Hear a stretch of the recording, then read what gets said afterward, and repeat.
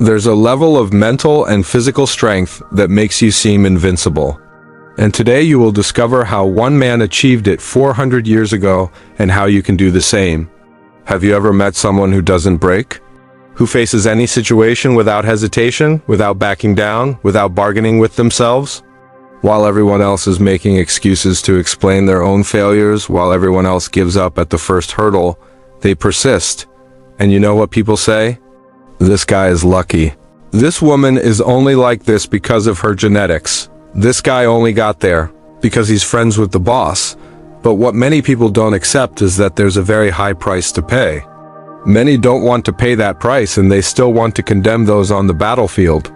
However, there was a man in Japan who lived during the Tokugawa era.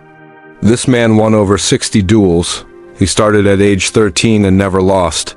His name was Miyamoto Musashi, and he wasn't the strongest physically nor the fastest. But he developed something no one could break, a mind that knew no hesitation and a body that knew no limits. Before he died, he wrote it all down in his book, Gorin no Sho, the Book of Five Rings. And within those pages lies the exact map for how to transform your mind and body into something that people will look at and think, how is that possible? But there's a catch. Musashi's method isn't about motivation, it's about elimination. He didn't build strength by adding things. He built it by removing everything that was getting in the way. To understand this, we must meet a man named Lucas, an engineer, 32 years old, married with 2 kids. A normal guy, a normal life, normal problems, but Lucas had a specific problem. He was weak, not just physically, mentally too. He woke up every day promising to work out. He bought a gym membership 3 times, canceled all 3. He started a diet on Monday and broke it on Wednesday. He promised to wake up early but hit the snooze button 7 times. The pattern was always the same. Strong intention, weak execution. And that wasn't the only thing, it was worse. When things got tough at work, he'd freeze up. When he needed to have a difficult conversation with his wife, he'd put it off. When his children needed correction, he left it to her to handle. Lucas was living on autopilot, reacting, never acting, until the day he had a panic attack in front of his boss. In the middle of an important meeting, his heart raced, his hands sweated, and the room began to spin. He had to leave. He went to the doctor. Tests were normal. The diagnosis: stress, anxiety, and lack of mental fitness. The doctor said something that changed everything. Your body is responding to threats that do unexist because your mind is untrained to distinguish real danger from discomfort. You need to train your nervous system. Pause. Lucas had been diagnosed. His weakness wasn't a personality trait. It was a lack of training. If you have ever felt like Lucas, trapped by your own anxiety and procrastination, then this path is for you. I invite you to subscribe and to comment. What is the one weakness you will eliminate first? Lucas returned home and began researching how to train the mind. That's when he discovered Miyamoto Musashi. And more specifically, he discovered that Musashi didn't write a philosophy book. He wrote a manual of warfare applied to life. Lucas discovered that Musashi's path wasn't about adding 100 new habits. It was about 3 profound eliminations. 1. The elimination of dependence. 2. The elimination of reaction. 3. The elimination of the self. First, Lucas had to tackle the elimination of dependence. The first thing Luke read in the Book of Five Rings was something that seemed contradictory. Have no preferences. Do not depend on any particular weapon. He didn't understand at first. How do you become strong without having a preference? Then came Musashi's explanation.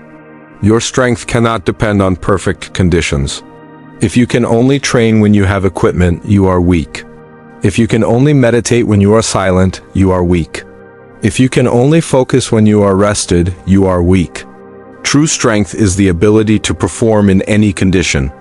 Musashi practiced with wooden swords, metal swords, 2 swords, 1 sword, no sword at all. He fought day and night in the sun, in the rain. Why? Because the enemy doesn't wait for you to be ready. Lucas realized he was the opposite of that. He could only be productive at the office. He could only work out if he'd slept well. He could only eat healthy if his wife prepared the meals. All his discipline depended on external factors, so he did what Musashi taught. He eliminated dependencies. It started small, push-up training. No gym equipment, specific schedule, nothing needed. Just body and floor. He chose 20 push-ups every day. Anytime, any place, any conditions. This is where he always gave up before, but this time he remembered Musashi's principle. Practice must continue regardless of circumstances. Traveling. Push-ups in the hotel room. Got a cold, 10 push-ups instead of 20. No energy. 5 push-ups, but never 0. But Musashi knew that eliminating external dependencies was not enough. You had to eliminate internal dependencies like the dependence on comfort. He wrote, train hard. When the body is weak, the mind wavers. When the body is strong, the mind remains firm. Lucas had been doing push-ups for 60 days. He was stronger, but he hadn't yet tested his body under extreme conditions. Musashi didn't train in comfort. He trained to the limit and then went beyond. So, Lucas decided to do something that seemed insane. 100 push-ups a day for 30 days. No matter how long it took, he was going to complete 100 every single day. Day 1 took 45 minutes. Day 5, he could barely lift his arms. Day 10, his wife told him he was overdoing it. Day 15, he did 100 push-ups in 20 minutes. Day 30, he did them in 12 minutes without stopping. What changed wasn't just the body, it was the mind. When you prove to yourself that you can do something that seemed impossible, you stop negotiating with the difficulty, you just do it. Musashi called this Seni Noi, the way of the warrior. It's not about talent. It's about eliminating the idea that there is something you can't do if you train hard enough. He had completed the first elimination. Now came the second, the elimination of reaction. By day 40, Lucas was doing push-ups automatically, but his mind was still a mess. Anxiety about work, worry about money, fear of disappointing his family. He was getting stronger physically, but mentally he was still fragile. It was then that he encountered the concept that Musashi considered more important than any fighting technique. Heijoshin, the everyday mind, the mind that does not change. Musashi wrote, at the moment of battle, your mind should be exactly the same as your mind when you are drinking tea. No excitement, no fear, just presence. How is this possible? Musashi's answer was brutal. You train your mind not to react. You don't suppress fear. You become someone who doesn't need to react to fear. Lucas began testing this. Every time he felt anxiety rising in traffic in a difficult meeting, he did one thing. He took a deep breath and observed the sensation without reacting to it. It sounds simple, but it was torture at first. His body wanted to scream, argue, run away, but he just watched. My heart is racing, my hands are sweating, my jaw is tense. Just observation, no judgment, no reaction. The first time it worked was in a meeting where his boss started yelling at him. The old pattern was freezing, sweating, and stuttering. This time, Lucas felt the fear coming on, recognized it, and continued speaking normally. His voice didn't shake. The boss was confused, the team was shocked, but Lucas knew what had happened. He had accessed Heijoshin for the first time. The mind that doesn't move. But the real test came on day 105. Lucas was called into an emergency meeting. The company was making cuts. He was going to be fired. Let us pause here. This is the moment. The Lucas from 105 days ago would have shattered. His mind would have spiraled. His body would have betrayed him. Panic, sweat, fear. But 105 days of eliminating dependence. 105 days of eliminating reaction had built something new. He felt the initial shock. He recognized the sensation. And then ... nothing. His mind didn't react. His body didn't go into fight or flight. He was simply present with the information. I see, what's the schedule? The boss was surprised by the calm. You have 30 days. Sorry, Lucas. Okay, thanks for letting me know. Lucas left the room, returned to his desk, and continued working. His colleagues ... were in a panic, crying, paralyzed. Lucas was calm. Not because he didn't care, but because he had developed something Musashi called Futishin, the immovable mind. Musashi wrote, the tree is quiet, but not because of the absence of wind. It is quiet because its roots are deep. Lucas's roots had grown deep. When the storm hit, he didn't break. Over the next 30 days, while everyone else was panicking, Lucas was in action. By day 23, he had 3 job offers. He chose the best one. He left his old company earning 40% more. He had mastered the first two eliminations.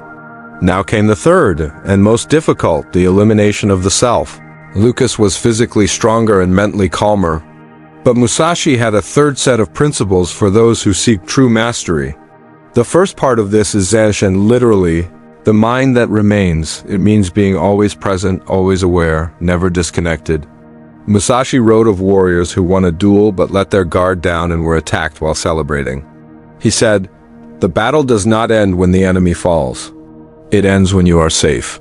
Lucas realized he was living the opposite of this. He'd finish a project and immediately relax completely. He'd reach a goal and stop training. He began practicing Zanshin. After finishing his push-ups, instead of collapsing, he would stand for 30 seconds, breathing and being mindful.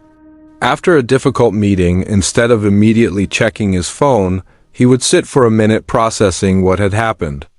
It seems small, but it changes everything. When you maintain awareness after the action, you integrate the learning. When you immediately tune out, you lose the lessons. Next, Musashi taught Hyoho the strategy of emptiness. He wrote, "In combat, do not intend to win. Intend not to lose." It seems the same thing, but it is not. When you fight to win, you create openings. You push, you expose yourself. When you fight not to lose, you remain whole, without gaps, without weakness. Lucas applied this to his new job. Instead of trying to impress everyone, he simply didn't make mistakes. He arrived on time, delivered what he promised, and didn't create drama. 3 months later, he was promoted. The boss said, "You're not the brightest on the team, but you're the most reliable, and reliability trumps brilliance. That's Yoho. You don't have to be the best. You have to have no weaknesses." Musashi never lost a duel, because he never gave an opening. But the final barrier was Sutemi, abandoning the self. 6 months after beginning his journey, Lucas was unrecognizable. But he had one final barrier. He was still afraid. Afraid that if he stopped for a day, everything would fall apart. Afraid that all this strength was fragile. That's when he encountered Musashi's ultimate concept. Musashi wrote his final words shortly before he died. "I regret nothing. I fear nothing. I desire nothing." How do you get to this level? Musashi's answer was the most radical. You stop identifying with the outcome. You are not your successes. You are not your failures. You are simply the continuous practice. Lucas tested this. He stopped counting training days. He stopped celebrating milestones. He removed all external validation. The training continued. The discipline continued. But now, without ego, without the need for recognition, without the fear of losing what had been built.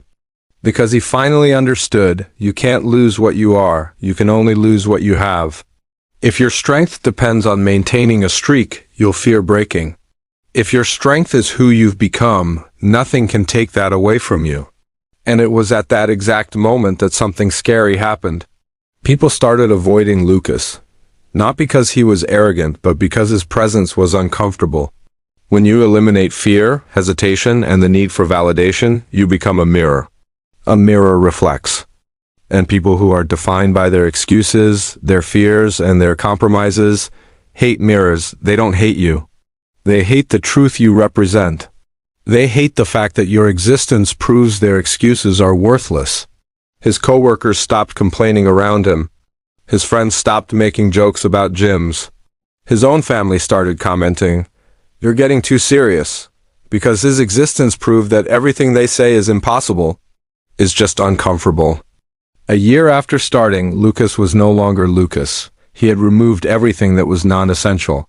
He was no longer someone who tried to be disciplined. He was someone who couldn't be undisciplined. Practice wasn't something he did. It was who he was. Musashi called this Kenzen Ichi. The sword and Zen are one. There is no separation. You don't meditate, you are meditation. You don't train, you are training. People would ask, "How do you have so much discipline?" The answer was simple. I have no discipline. Pause. I've eliminated the parts of me that wanted to give up. This is what Musashi taught. Mental and physical strength isn't about adding things. It's about removing everything that gets in the way of your essential nature. You don't need to motivate yourself to breathe. Why? because it's essential to who you are. When training and discipline become as integrated as breathing, you've reached the scary level. The level where people look at you and think, "That's not human." And the truth is, they're right. It's not human in the sense of normal human. It's human in the sense of realized human potential. Miyamoto Musashi died at the age of 62, alone in a cave, writing. He had no money, no title, no followers. But he had something no one could take away: complete mastery over himself. His last words were, "I regret nothing." How many people can say that? The question is not, how did Musashi do it? The question is, why aren't you doing it? You have access to the same knowledge, the same number of hours, the same human body. The difference isn't ability. Pause. It's willingness, a willingness to do what's necessary, a willingness to eliminate dependencies, a willingness to practice until practice becomes identity, a willingness to abandon everything that isn't essential. This daunting level of mental and physical strength isn't for everyone. Not because it's impossible, but because it's uncomfortable, and most people choose comfort over capability. But you're not the majority. If you've watched this far, you've already proven that. The question now is, what are you going to do with this information? If you enjoyed this video, I invite you to subscribe to the channel, activate the bell, and leave a like. And tell me in the comments, what's the first dependency you'll eliminate? What's the first weakness you'll transform? Remember, the strength that scares others is the only strength worth having. If you've made it this far, thank you very much for your attention. See you in the next video.